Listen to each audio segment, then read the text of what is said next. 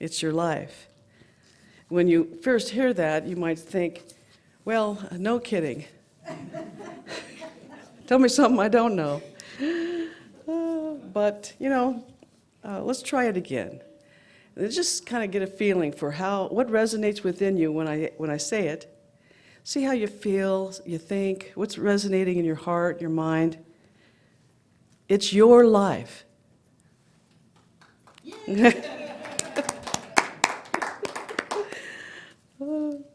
So it's your life. How's it going? Let's have a, where's my, here we go. Gotta get the finger. Ah, yes. The Ken Warner magic wand of PowerPoint. It's your life. So this is what we're going to go through today. It's your life. Thank you.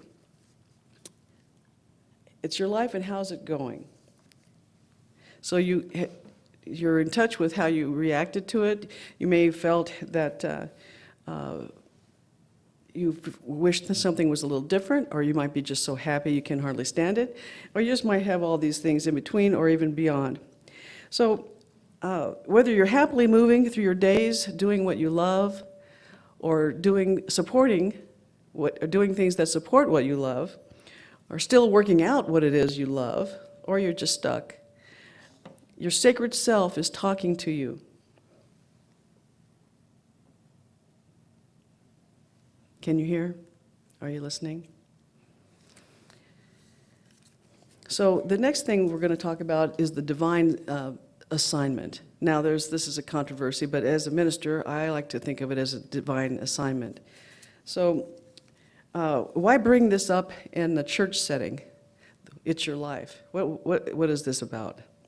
Well, first of all, I want to just share with you a little bit of what I think is my job here for you. Just a few examples. First of all, as the minister here, the transitional minister here, I work for God. That's what I do. And the other things I do, at least this is my goal, and just a few examples, because there's many, many other things, to help you bring you closer to your inner divine, to nurture your spirituality, encourage and inspire you, to help you consider different possibilities, new and different, to help you share a different perspective on something, to help you embrace your intuition. Have you heard that much from me? To remind you that divine order is manifest in your life and manifesting in your life. Life is an expression of God through us. Each of our lives has a meaning, and that is an expression of God, that uniquely expressed through each and every one of us. So God is uniquely expressing through us. Otherwise, we'd all be the same. So we're all like different aspects and different ways of God manifesting. And as many agree, life is a divine assignment. And this, again, is uniquely expressed through our free will and echoed in the divine order of our zeal and enthusiasm, as Charles Fillmore wrote in The Revealing Word. Can we go one more? There we go. And I'll read it here. Zeal, the intensity, ardor, enthusiasm, and the inward fire of the soul that urges man onward. I just love that. Tingly. This is my old copy of The Revealing Word. And this is another must-have book if you're looking to change course or grab the course you wanted to be on. It's called Callings, Finding and Following the Authentic Life. It's been out for a long time, but you can still get it. Not on Kindle, sadly, but you can get it. And in it, he brings the idea of divine assignment down to earth. He says, because the notion of a call is historically tied up with religion, we tend to think of it as divinely inspired, which induces a good measure of terror. And he says, calls are in our minds big, and we feel we have to respond in a big way, which of course can be paralyzing. And he also goes on to say, most of the calls we receive and ignore are the proverbial still small voices that the biblical prophets heard, the daily calls to pay attention to our intuitions, to be authentic, to live by our own codes of honor. He quotes T.S. Eliot, our lives are measured out in coffee spoons. They are measured out not in the grand sweeps, but in the small gestures. Callings by Greg Lavoie, Reverend Dr. Greg Lavoie.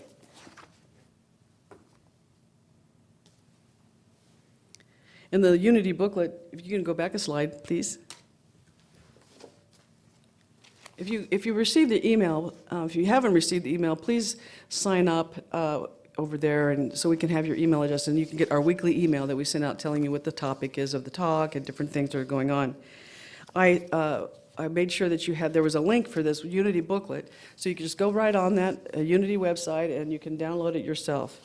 And this is the one that we printed out just to show you what it kind of looks like. And it's called Living on Purpose, Creating the Life You Love. And in it, one of the articles called, from a woman named Tama J. Keeves, I don't know if you're familiar with her, she writes, Spirit is not an old school counselor with a desk job.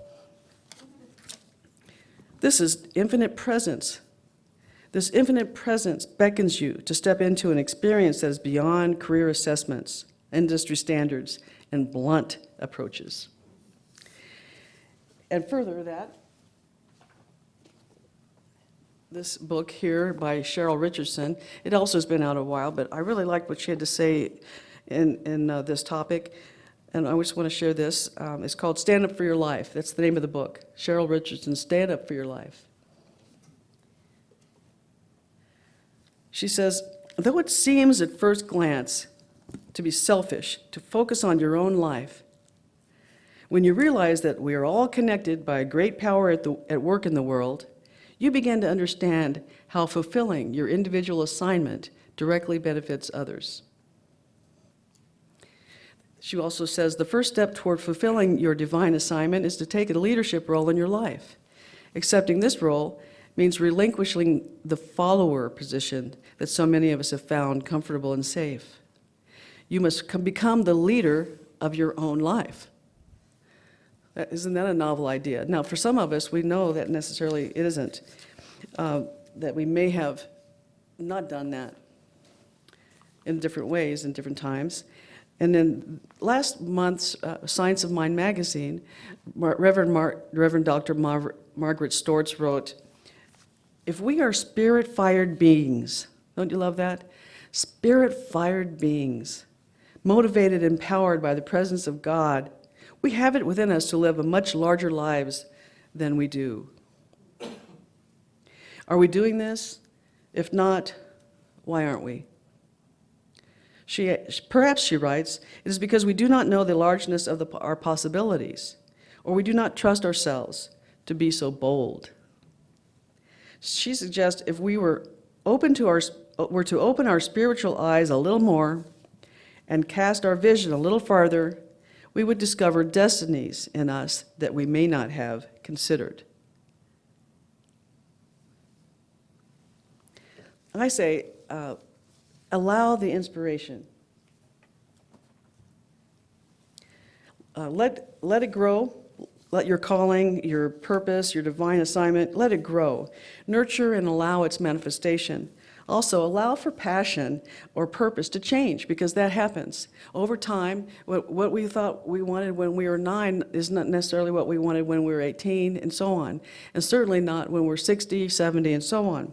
So that's part of the process, this changing, this morphing, this growing of our purpose in our life. It may be in the same vein. It may be in art, but it may be a different kind of art. So it may be of any kind. So I'll talk about that a little bit later. I want to remind you, or just say it because I don't know that I've ever mentioned it before, but Unity has a theme every month. Yeah, they have a theme every month. Yes, I did recently discover that.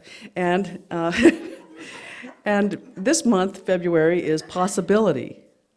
So it's possibility. Doesn't that just open up so many things for us? So the question is, are you living your life? And there's a book I've referenced in the past. It's called The War of Art, and which is really about resistance. He says, Stephen Pressfield says, most of us have two lives, the life we live and the unlived life within. Between the two stands resistance. So are you feeling the way you want to feel? Who you want to be? Doing what you want to do? And what are you doing to make yourself feel alive? To feel and be your unique individual self that you're expressing God through? Are you living the expectations of others? And in the booklet that I will reference again and again, Reverend Leo Booth, who used to be known in some circles as Father Leo Booth, he wrote an article in there.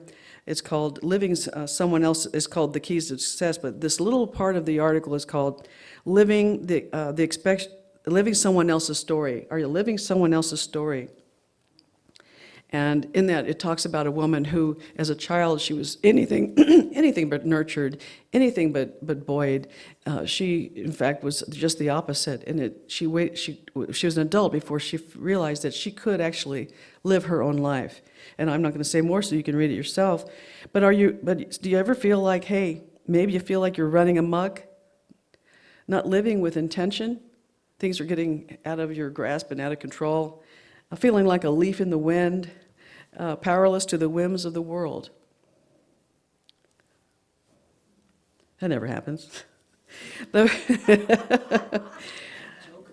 the formulaic life. Now, or is it? When I say formulaic, think about the centuries and centuries that our ancestors and we have also followed this path of this old traditional way. You go to school, get a job, retire. Somewhere in there you might have gotten married or had kids or whatever. But now what we see more and more are people thinking outside the boxes of our ancestors. So we have multiple career paths.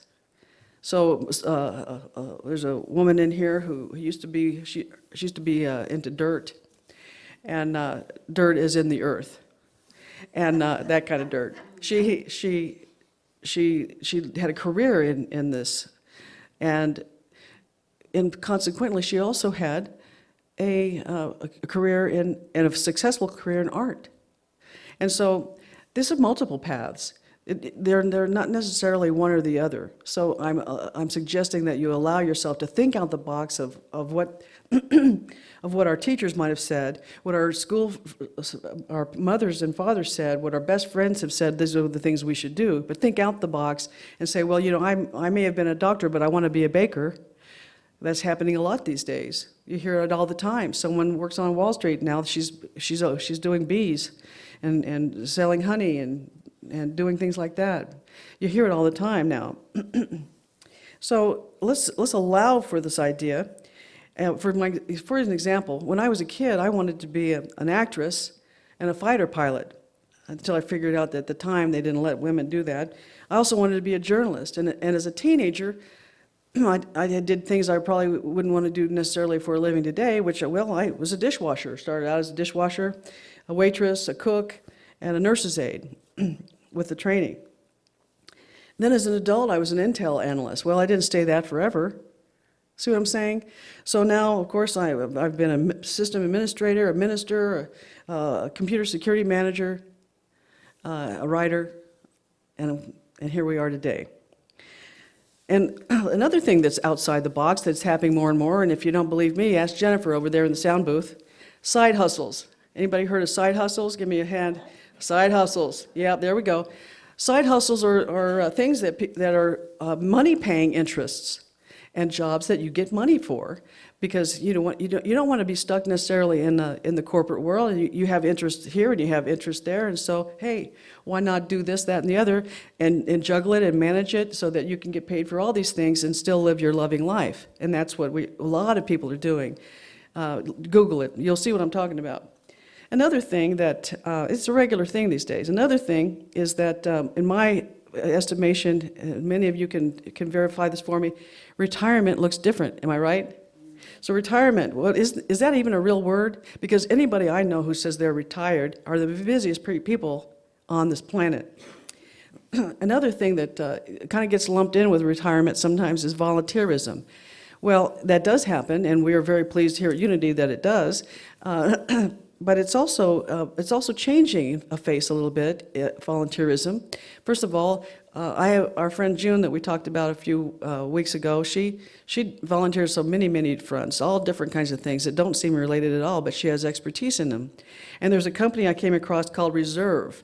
Reserve is a place where you can go and volunteer, so to speak, your expertise. If you were an accountant, let's say, or you did this or that, these people will hire you to help out with nonprofit and government offices.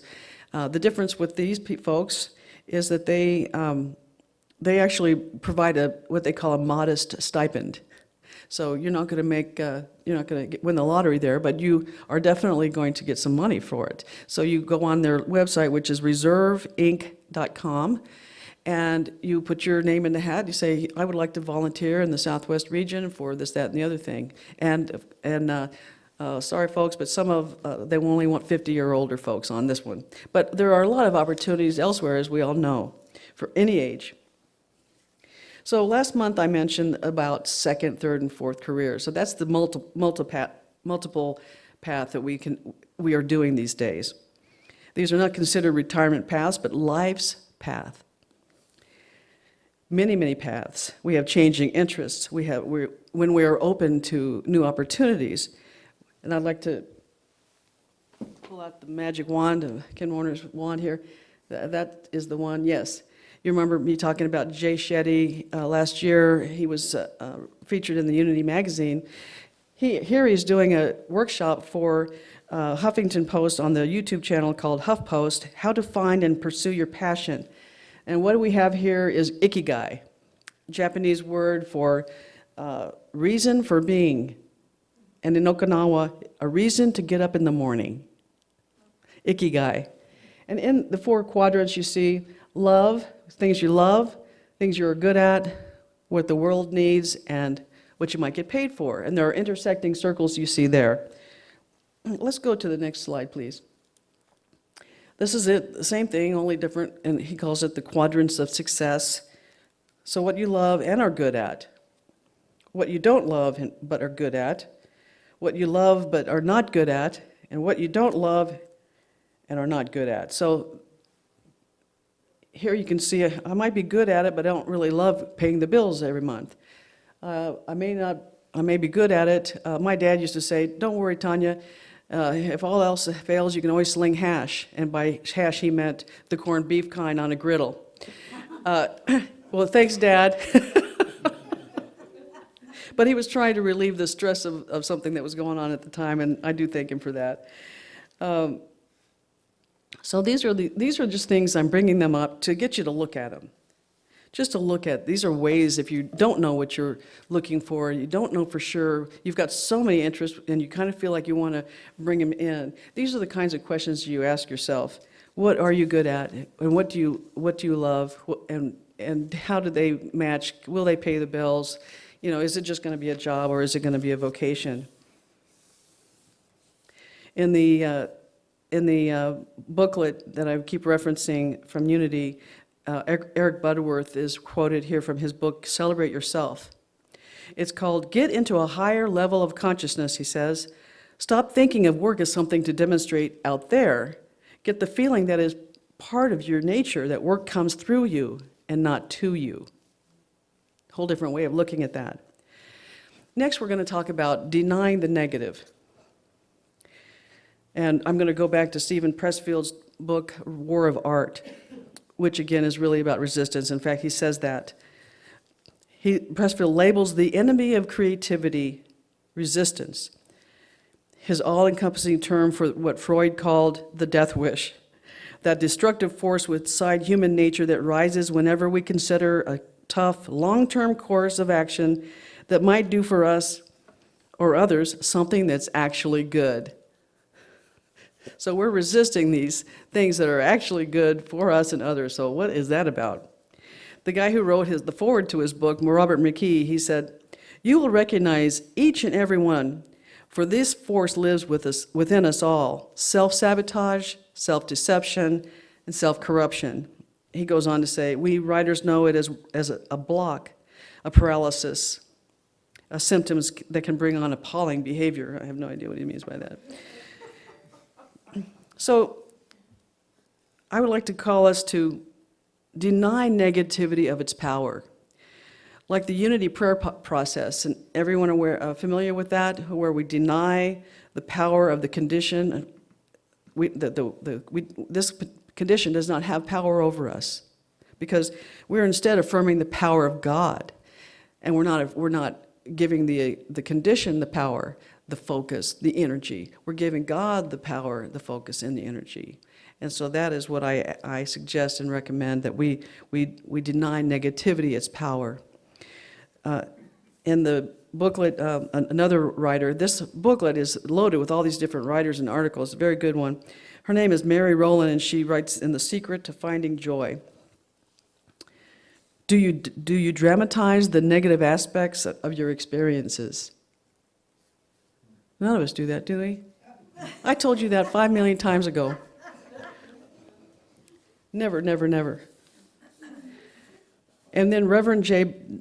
Douglas Botorf, he says, from the spiritual point of view, quality of life is less about what happens to us and more about the manner in which we experience the event. Very good. And then back to Reverend Eric Butterworth. If you are not happy with the things that are repeatedly happening in your life, or with the direction in which you seem to be moving, you can turn it around. But first, you must understand that it is your life. Your life. That you live in a world of your own thoughts, and that you can change your life by altering your thoughts whenever you really want to do so. And we know that, right? Can I hear an amen? Amen. Oh, all right, thank you. There we go. This is the issue I referred to last year.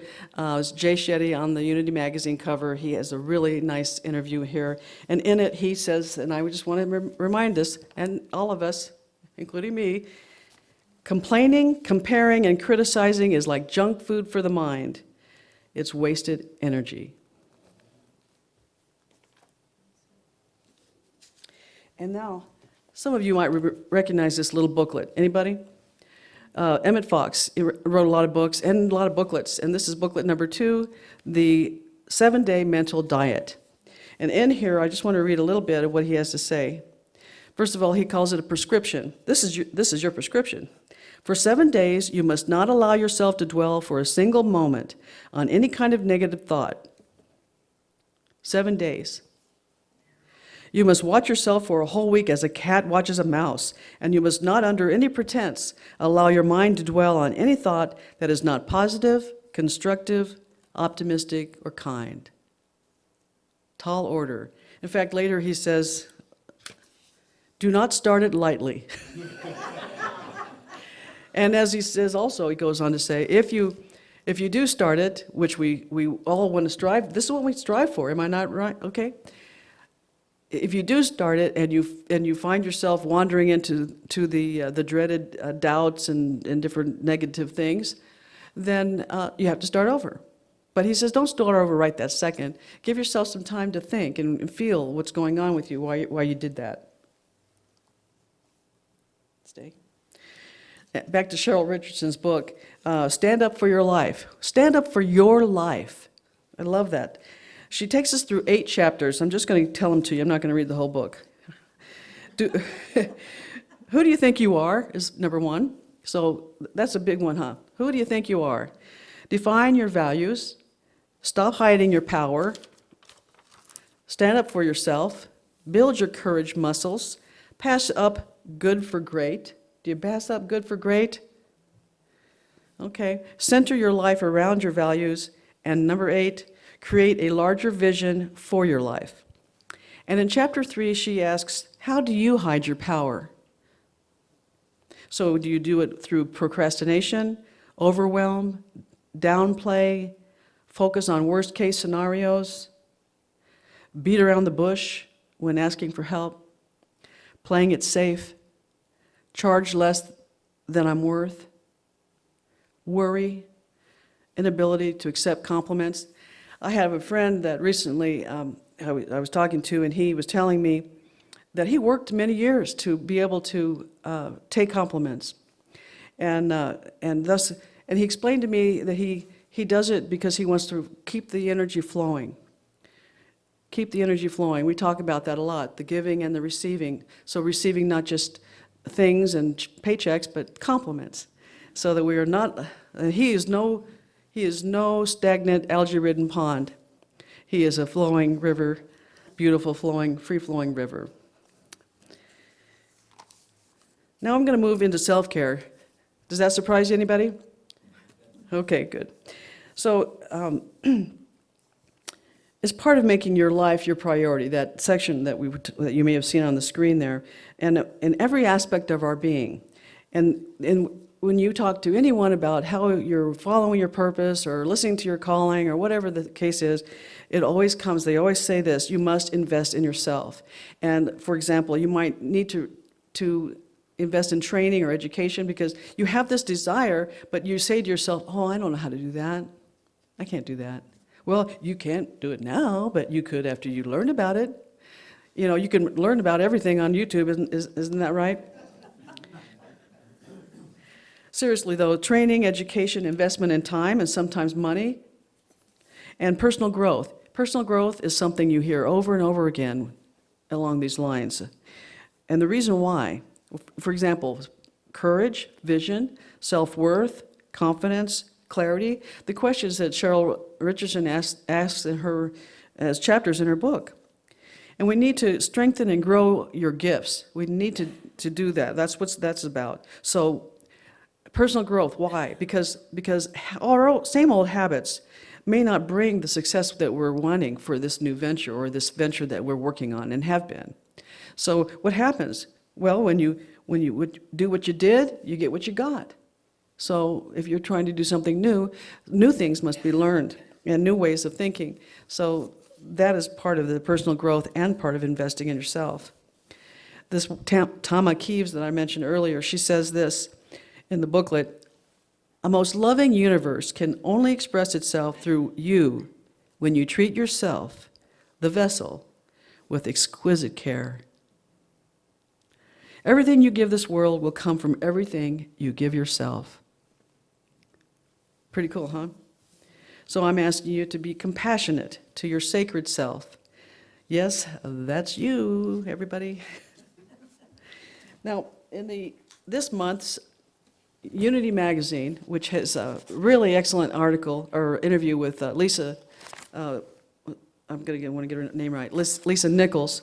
She is a powerhouse, and there are other articles. I wanted to reference one called Fate on the Golden Gate by Dr. Post. Please take a moment to read that as well. It's very, very good. But I'm going to tell you about Lisa here. She is a down-to-earth powerhouse motivational speaker. She talks about all kinds of things, and she started from nothing. And she's got to where she is, and by doing many different things. And people think, wow, well, she's made it, look at her. But she says here in the interview, I'm always telling people, everything I ever did that you admire, I did it holding fear in one hand and passion in the other. She also says, our truth is never disguised. It's simply that we allow our fear to scream louder. So, in Jay Shetty in the workshop video, he says, we should be more afraid of not changing than afraid of change itself, especially with so much change going on around us. So that's something to put in your hat there. Just think about it. Technology is changing so fast. Even your restaurant menus. You think everything's a safe place. I can count on this never changing. Check out your favorite restaurant. The menu even changes. Okay. Favorite TV shows. They get new people, or they cancel or get a new show. People we know, they're always doing something. And look at us. Look at us at Unity of Las Cruces. So we have gone through some change, haven't we? And and change is good. So every new thing brings a whole nother horizon, a whole nother dimension of possibilities in life and energy to us. In the this book, anybody see this big book before? It's called The Celebrations of Your Inner Child. You can tell it's been around a while. It's like an old teddy bear kind of. And I'm going to read to you from day 18, the Native American folktale. I know I'm going long, but I'm going to wrap it up pretty quick here. It shouldn't be more than an hour or two. An old Native American folktale tells the story of the busy little mouse who is always scurrying, searching, and busy doing things that touch his whiskers. Quite overwhelmed with everything going on around him, he is unable to look over his whiskers. But the magnificent eagle soars up into the sky to gain a whole vision of his world. When we become caught up in the little things of life and overwhelmed by examining, analyzing, fixing, or collecting, we lose sight of our true journey. When we learn to become less entrapped by the things of this world, we can soar above the trite and tedious and open ourselves to see the bigger picture of life. And the affirmation she gives is, today I'm becoming more open to seeing my true journey. I'm going to say one thing here about others. I'm going to skip here a little ahead. I wanted to give you a little bit about your intention, your attention, and boundaries. I will say something about boundaries, because once you get on a path and you're working on that path, distractions are just going to pop up. So just prepare yourself a toolbox of things that you'll have on hand that this is what I never do. I never check email in the morning. I always make my appointments in the afternoons. You make these sort of ideas for yourself, and then it's the same as if you make a doctor's appointment. You block that time out. You're not going to do other things while you're at the doctor's appointment. It's going to take you so long to get there. And so that block of time is when you've said, this is what I'm going to do my passion work. And boundaries. And so just because you're working at home doing your boundaries doesn't mean everyone thinks maybe that you can go to lunch every day. So just know that you do this boundary work with kindness and integrity. Even when you want to say, leave me the heck alone, but kindness and integrity. And also that others may not share your passion because they haven't seen any evidence of it yet. Right? So once you start having some manifestation, that's when they start climbing on board. My point is this: don't give energy to situations, people, etc., that don't give back, and know who your cheerleaders are. And I have a slide. I am going to show you the slide. This is, you guys know, I'm a big fan of Brendan Burchard, and this book here, the Motivation Manifesto, which is written in the language of the Declaration of Independence. So you're declaring for your own life. So this is, and with that vein, I'll read this to you. Meet life with full presence and power. That was number 1. 2, reclaim your agenda. 3, defeat your demons. 4, advance with abandon. 5, practice joy and gratitude. 6, do not break integrity. 7, amplify love. 8, inspire greatness. And 9, slow time. And where do you do that? In the flow of the things that you love.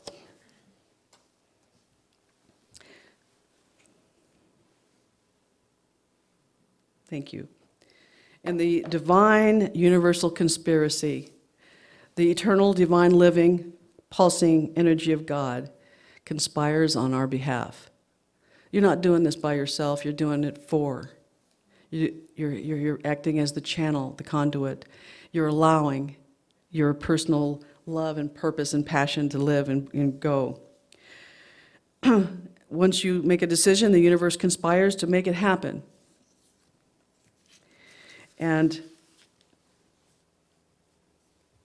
live life as if everything is rigged in your favor. So if you thought, I'm driving in the parking lot and I'm looking for a spot, you know life's rigged in your favor, you're going to find a good spot. You see how I'm saying that? And now I have another reference, and this, anybody familiar with Michael Beckwith? Can I see a show of hands? Yeah, all right then. Y'all rock it out to his album he brought out a while back called Trends and Dance, not transcendental, but Trends and Dance. In it, there's a song called "Who Loves You, Baby? Who loves you, baby? Who's got your back?" Well, God. He sings of the universal presence we call God. And in that he says, can we have the next slide, please? He says, stop trying to fix yourself. Start to see yourself. Who loves you, baby? Who's got your back? He goes on, there is a presence of love that is seeking to express itself through you, but it can only come through the openness that you're providing it. Thank you. And you know what? It's your life. It's your precious life. Love it. Live it. Thank you.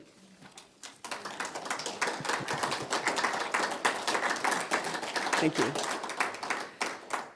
And because I was really getting into this and sharing so much with you, we're going to skip the meditation today, but I want to share something with you. I want to share this so you'll take it with you. This is what I was going to do for you. First of all, I was going to have you relax. So can you do that at home? Relax. And I'll give you a trick tip of mine. And that is, every time you relax and every time you go through your body, you take that opportunity to channel healing energy to your body in every area, not just the ones that might have a little crick in it or a little pain, but you take that opportunity to share that energy, that healing energy as you go through there. And then let go of the things that might be holding you back from living your life. Be compassionate and forgive yourself for not doing everything just so. And then allow for your intuition to bubble on up and bring it to you. All the answers and methods and madness that you're looking forward to doing. Thank you.